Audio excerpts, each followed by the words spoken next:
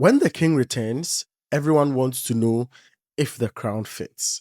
Xabi Alonso is back at Real Madrid, not as the metronomic midfielder who dictated tempo with surgical passes, but now as the man tasked with rebuilding a wounded giant.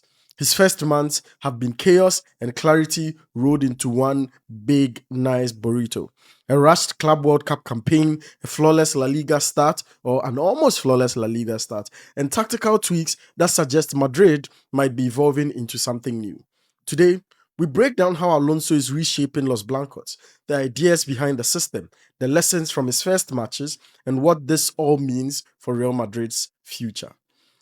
Xabi Alonso officially took charge of Real Madrid on May 25th, 2025. Within 2 weeks, he had his players running drills, demanding structure, movement, and intensity. Observers said he looked more like a conductor than a coach, pacing the touchline, switching between English and Spanish, stopping sessions mid-flow to fix spacing, pressing triggers, passing angles, every single detail.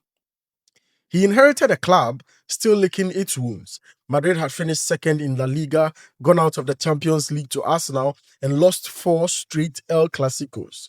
The board didn't sit idle. They spent 178 million on 4 major signings: Trent, Dean Huijsen, Alvaro Carreras, and the teenage prodigy Franco Mostantuano. At his unveiling, Alonso promised flexibility, a team capable of switching between a back 3 and a back 4, pressing collectively and staying balanced in and out of possession. The question now, how's that working out? It's quite an interesting twist that we definitely have to consider. Alonso's first matches came in the expanded FIFA Club World Cup in the United States. Little time to prepare, several stars missing through injuries or illnesses, so he treated it as a live fire experiment. One time, he himself said everything was sped up. They had very little time to get to know each other, but they still had a very competitive Club World Cup to play. Mbappe, Carvajal, Militao, Camavinga, Mendy, Endrick were all unavailable at the start. That meant improvisation. Against Al Hilal, for instance, Madrid started in a 4-3-3, but morphed into a 3-2-2-3 when attacking. Trent Alexander-Arnold stepping into midfield. It looked promising in flashes, but ended in a 1-1 draw after a late penalty miss. Then came their next game. An early red card could have derailed everything, but Alonso adjusted mid-match during a cooling break, shifting to a compact shape that helped Madrid win 3-1. He promised the players the ability to adapt on the fly, calling it the first sign of collective intelligence of every team that could be winning. By the Salzburg match, the pieces clicked. Madrid dominated 3-0 in a fluid 3-4-3, pressing higher and moving the ball with precision, not seen under Ancelotti's final months. Alonso said, the shape gave us flexibility, and highlighted the players' understanding of why it worked. But the semi-final against PSG brought back the fears. It exposed cracks when Mbappe and Vinicius couldn't press aggressively. Madrid's midfield overcommitted. PSG cut through with ease. Alonso's philosophy depends on unity, and when one link breaks, the chain snaps. Still, there were bright spots. Gonzalo Garcia grabbed 4 goals and an assist, earning comparisons to Raul. But that was a very, very good breakout period for him. Arda Güler, once a fringe player, thrived as a deep-lying quarterback, dictating rhythm and finding progressive passes. Alonso later said, he must be near the ball. When he's there, everything flows. The takeaway from the Club World Cup was that it was Alonso's crash course, a test lab for ideas. He proved flexible, pragmatic, and unafraid to tweak mid-match. The PSG defeat showed where work remains: pressing, coordination, defensive spacing, and player buy-in. But Madrid left the tournament looking more modern, more proactive, and more alive than a few months before. Once back in Spain, the results came fast. 5 wins from 5, top of the league, 5 points clear. Alonso called the start serious and stable, but admitted his team still lacked brilliance in the final third. Against Espanyol, he surprised everyone by using a 4-4-2 that looked more like a 4-2-4 in attack, crowding the box and creating overloads. both Elder Militao and Kylian Mbappe scored. He said afterward that sometimes we need more bodies in the box and more patience outside it. The key word for Alonso is flexibility. He will switch shape to exploit opponents but never lose his structure. He's also rehabilitating players. Fran Garcia has become vital as a turbo wingback, linking defense to midfield. Dean Huijsen is thriving as a ball-playing centre-back and having the most passes and the most touches in games. Another Güler, still just 20, now feels like the heartbeat of Madrid's midfield. Alonso praises attitudes as much as talent. He's obsessed with pressing as a collective. During the Salzburg match, he pointed out a single moment when the entire team sprinted back and forward after losing a corner. He called it the perfect picture of what we want to be or what they want to be. Early challenges were mainly injuries.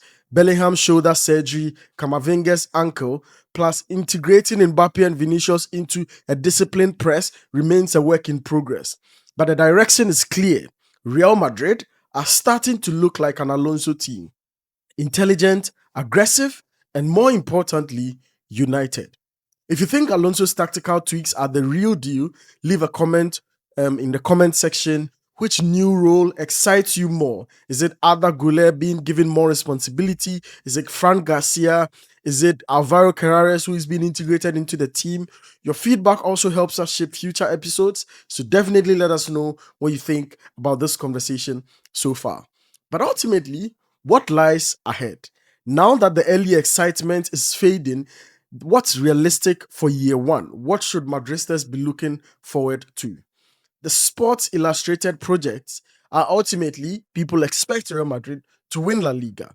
They expect them to be in the Champions League, making the final, the semi-final at the least.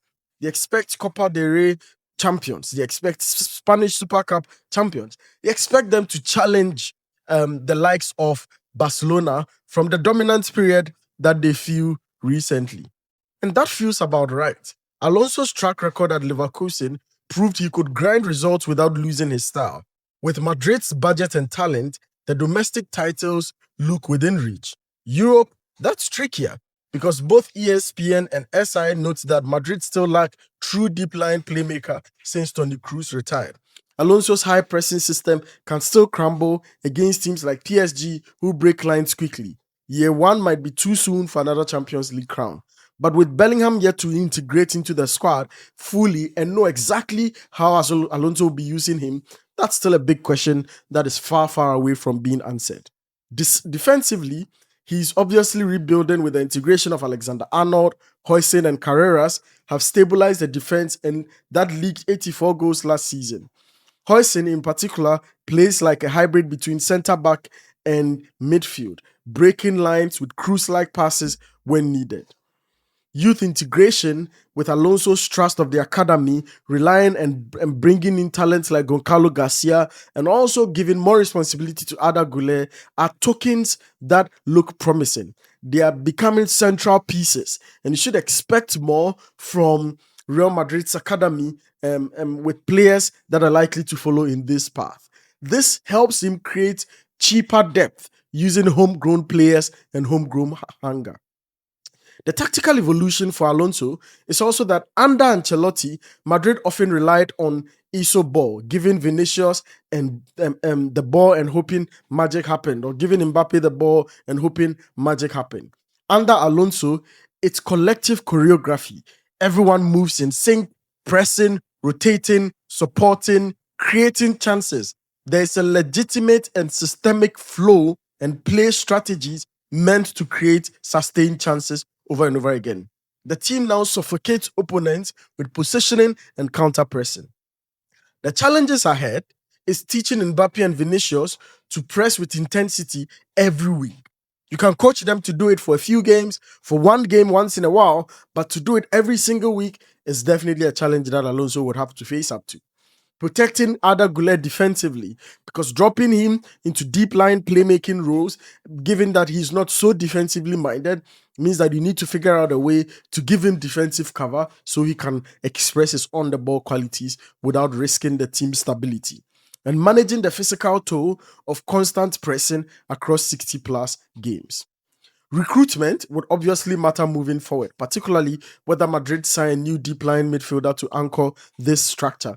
We know that they signed Tchouameni and Camavinga as defensive midfielders. We're yet to see how Alonso would use them and see whether or not he can get the best out of them. But for the first time in years, there is sense in the direction, a philosophy, a purpose. What fans can expect is high energy pressing, tactical flexibility, young players given real chances, and football that feels alive again. If you're excited about this episode, follow, rate the show, and share it with another Madrista who is curious about what exactly Xabi Ball looks like and what Xabi era would be defined by. Xabi Alonso has begun repainting Real Madrid. He's repainting it in his own image, in his tactical flexibility, in his collective pressing identity, and his reliance on the youth. The early signs are absolutely promising. A strong Club World Cup showing, a perfect start to La Liga, even though he lost to Atletico Madrid, and a dressing room that finally looks united. But the real tests are still ahead. Can Alonso sustain the press? Can Madrid turn promise into trophies? Only time will tell. But if you enjoyed this breakdown, hit the follow button, leave a comment, share your predictions for Alonso's first season and what you think he can do. And until next time, keep your eyes on Madrid because something is changing at the Bernabeu.